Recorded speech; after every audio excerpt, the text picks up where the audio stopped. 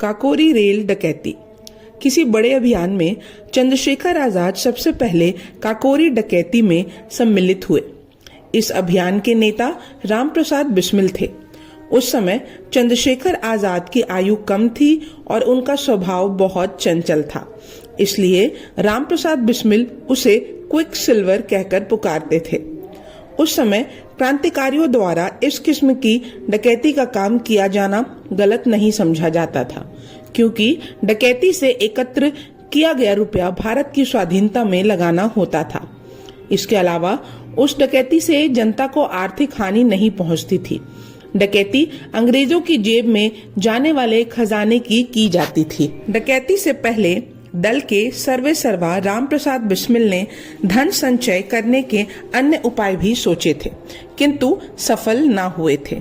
फिर कुछ दिन सूदखोर परिवारों में डकैती डालकर धन की व्यवस्था हुई। यह धन हथियार खरीदने पर खर्च हो गया।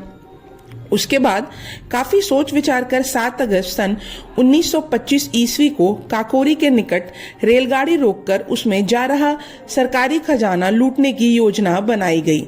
इस योजना की रूपरेखा बनाते समय दल के सभी लोगों को बुलाया गया। योजना के अनुरूप प्रस्ताव रखा गया कि सरकारी खजाने को लूटा जाए। रामप्रसाद बिस्मिल इस बार किसी धनवान व्यक्ति को न लूटकर सरकारी धन को लूटने की योजना बनाई थी। इस योजना को बनाते समय यह बात निश्चित कर ली गई थी कि इस योजना में दल का राजनैतिक रूप स्पष्ट रहे, जिससे जनता जान सके कि यह डकैती साधारण न होकर देश की स्वाधीनता के युद्ध की एक कड़ी है। जिस समय दल के सदस्यों के समक्ष यह योजना रखी गई, तब चंद्रशेखर आजाद ने कहा, देखो साथियों, मैं इस काम को करने के लिए तैयार हूं। मैं तो हमेशा यही कहता हूं कि मैंने बचपन में शेर का मांस खाया है और शेर शिकारी के जाल में अंग्रेजों की गिरफ्त में कभी नहीं फंसेगा।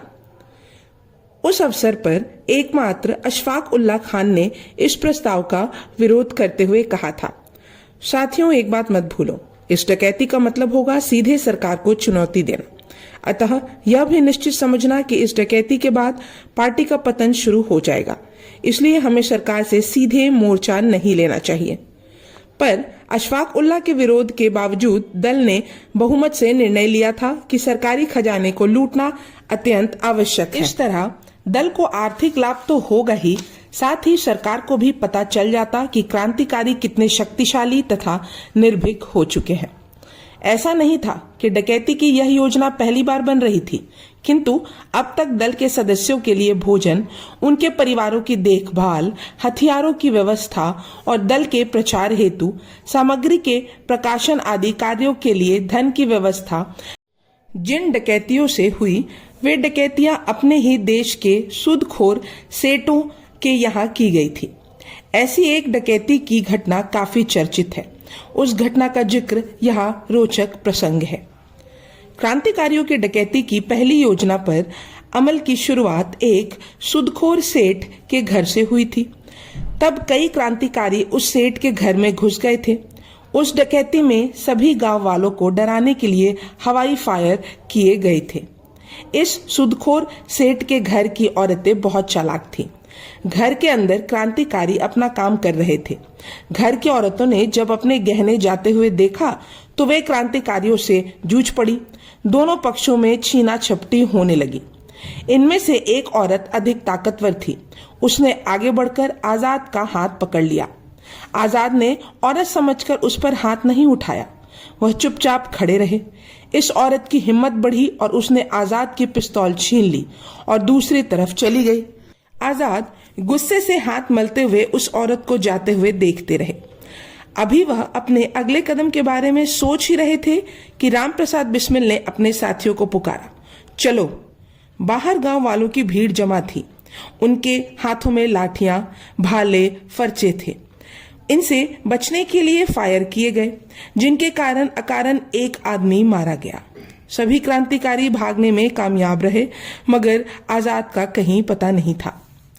रामप्रसाद जी रुककर आजाद को खोजने लगे। थोड़ी देर बाद उन्हें आजाद आते हुए नजर आ गए। उन्होंने पूछा, अरे पंडित जी कहाँ रह गए थे? इस पर आजाद बोले, क्या बताएं बिस्मिल जी, अपना तो पिस्तौल ही एक औरत छीन कर ले गई, बताओ हम क्या करते। राम प्रसाद जी मुस्कुरा कर बोले, रहे ना पंडित के पंडित, अरे क्या पिस्तौल छीन नहीं सकते थे। आजाद ने कहा था, आप जानते हैं कि हम औरत पर हाथ नहीं उठाते। उनके इस बेचारगी भरे स्वर को सुनकर सभी सदस्य हंस पड़े थे। इसी तरह के एक दो और डाके डालने में भी आजाद और क्रांतिकारी दल कामयाब रहा था, किंतु इन छोटी मोटी डकैतियों से क्रांतिकारी संतुष्ट नहीं थे। इसके अलावा उन्हें अपने ही देशवासियों को लूटना बुरा लगता था। इसी कारण काकोरी डकैती की योजना बनी थी। दल के नेता को विश्वस्त सूत्रों से पता चला था कि ट्रेन में 30,000 रुपए लखनऊ ले जा रहे हैं। पहले तो उन्होंने लखनऊ में ही ट्रेन को लूटने की योजना बनाई, किंतु इसमें अंदेशा था और डर भी था कि कहीं मारकाट ना करनी पड़े। हिंसक कार्यविधि करने वाले ये क्रांतिकारी अपने ही देश के बेगुनाह लोगों की हिंसा करने से परहेज करते थे। आवश्यकता पड़ने पर ही हथियारों का प्रयोग करना चाहते थे। दल की एक बैठक में निर्णय लिया गया कि 8 अगस्त सन 1925 ईस्वी को कुछ क्रांतिकारी युवक शाहजहांपुर रेलवे स्टेशन से सहारनपुर पैसेंजर ट्रेन में बैठकर जाएंगे और लखनऊ के निकट काकोरी रेलवे स्टेशन से पूर्व बाजपुर नामक गांव के पास रेल को रोककर खजाना लूट लेंगे। इस कार्य के लिए 10 क्रांतिकारियों की एक समिति बनाई गई। इस समिति के सदस्य थे चंद्रशेखर आजाद, राम प्रसाद बिस्मिल, अशफाक उल्ला खान वारसी, राजेंद्र नाथ लाहिड़ी, सचिंद्र नाथ बख्शी, मनमथ नाथ गुप्ता, मुकुंदी लाल गुप्ता, केशवंद्र चक्रवर्ती, मुरारीलाल शर्मा और बनमारी लाल। योजना के मुताबिक सभी क्रांतिकारी निश्चित तारीख 8 अगस्त सन 1925 ईस्वी अर्थात योजना बनाने से अगले दिन गाड़ी के लिए निर्धारित समय पर शाहजहांपुर रेलवे स्टेशन पहुंचे। परंतु उस दिन दुर्भाग्यवश स्टेशन पर बिस्मिल जी के कुछ परिचित मिल गए। बिस्मिल जी ने विचार किया कि अगर आज हमने यह कार्य किया तो हमारा भेद खुल जाएगा। इसलिए पूर्व निर्धारित समय 8 अगस्त को यह कार्य न हो सका। स्टेशन से वापस आकर उपर्युक्त सभी क्रांतिकारियों ने आर्य समाज मंदिर शाहजहांपुर में बैठक की, जिसमें अगले दिन सहारनपुर लखनऊ पैसेंजर गाड़ी का खजाना लूटने का निश्चय किया गया। बिस्मिल ने सभी सदस्यों को भिन्न भिन्न कामों में लगा दिया।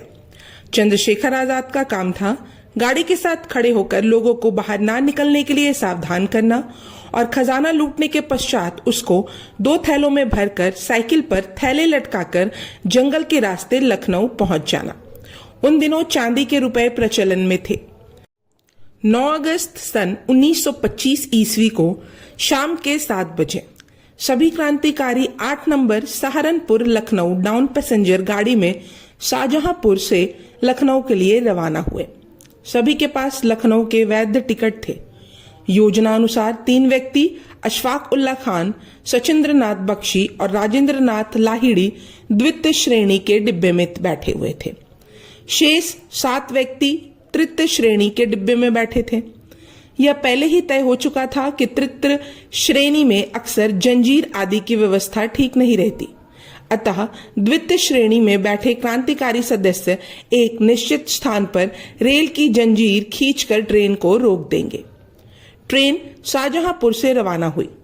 गाड़ी अभी करीब 2 मील का सफर ही तय कर पाई थी और ट्रेन काकोरी स्टेशन से पूर्व बाजपुर नामक गांव के निकट पहुंची थी कि पूर्व निर्धारित योजना के अनुसार द्वितीय श्रेणी के डिब्बे में बैठे अशफाक उल्ला खान ने ट्रेन की जंजीर खींच दी।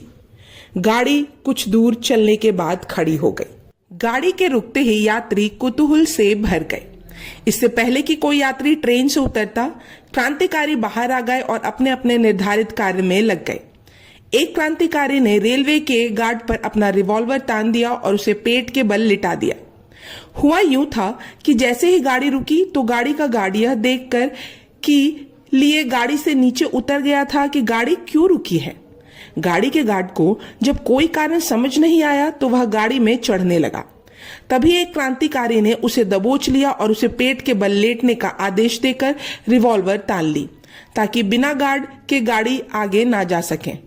गार्ड ने भी अपनी जान का खतरा देखकर वैसा ही किया जैसे उसे कहा गया था।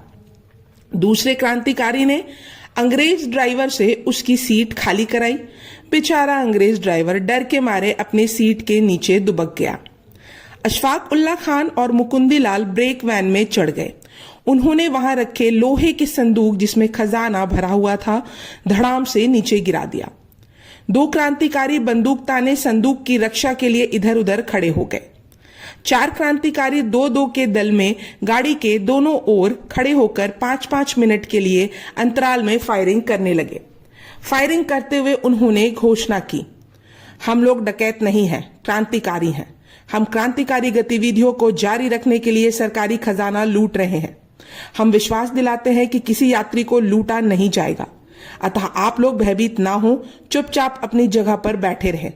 आप सब हमारे भाई हैं। हम तो जालिम अंग्रेजों से अपनी भारत मां को आजाद कराने के लिए ऐसा कर रहे हैं। सभी यात्री चुपचाप अपनी अपनी जगह बैठ गए। उधर रुपयों से भरी तिजोरी के गाड़ी से नीचे आ गिरने के बाद क्रांतिकारी उसका ताला तोड़ने का प्रयास करने लगे। इस योजना में 3 क्रांतिकारी ऐसे थे जो शरीर से बेहद हिष्ट पुष्ट तथा बलवान थे। एक थे रामप्रसाद बिस्मिल, दूसरे अशफाक उल्ला खान और तीसरे चंद्रशेखर आजाद। बिस्मिल दल का नेतृत्व कर रहे थे, आजाद यात्रियों पर नजर रखे हुए थे और अशफाक उल्ला खान को तिजोरी तोड़ने का काम सौंपा गया। अशफाक के प्रयत्न करने पर भी जब बॉक्स नहीं टूटा तो वह बिस्मिल के पास दौड़े। उधर दूसरी ओर से गाड़ी आने का समय हो रहा था।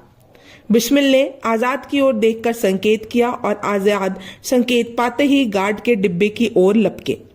आजाद और अशफाक ने मिलकर संदूक का ताला तोड़ डाला। इस काम में उन्हें 25 मिनट लगे। जब गाड़ी रुक हुई थी तब संयोग से एक व्यक्ति हाथ में पिस्तौल लेकर नीचे उतर पड़ा। उसे डिब्बे में लौट जाने के लिए चेतावनी दी गई थी, किंतु उसने डिब्बे के नीचे लेटे हुए बिस्मिल पर निशाना साधने की कोशिश की थी कि तभी एक क्रांतिकारी साथी ने उस पर गोली चला दी और वह वहीं मारा गया।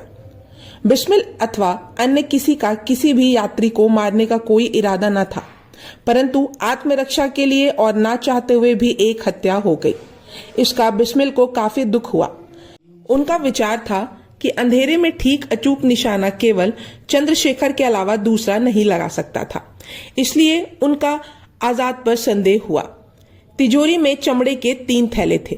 तीनों थैलों को निकालकर 3 गठरियों में बांध दिया गया।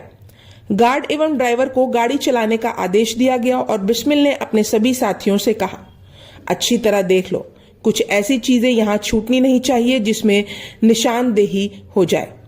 पुलिस को धोखा देने के लिए यह दल पहले शाहजहांपुर की ओर गया। जब ट्रेन काफी दूर निकल गई तो यह सभी लोग लखनऊ की ओर चल पड़े। रास्ते में चमड़े के थैलों को काटकर उनमें से रुपए निकाल लिया गया और थैलों को बरसात के इकट्ठा हुए पानी में फेंक दिया गया। उसके बाद सभी क्रांतिकारी एक साथ पैदल यात्रा कर लखनऊ पहुंचे और गोमती की ओर जाने वाले पथ के पास के जंगल में छिप गए।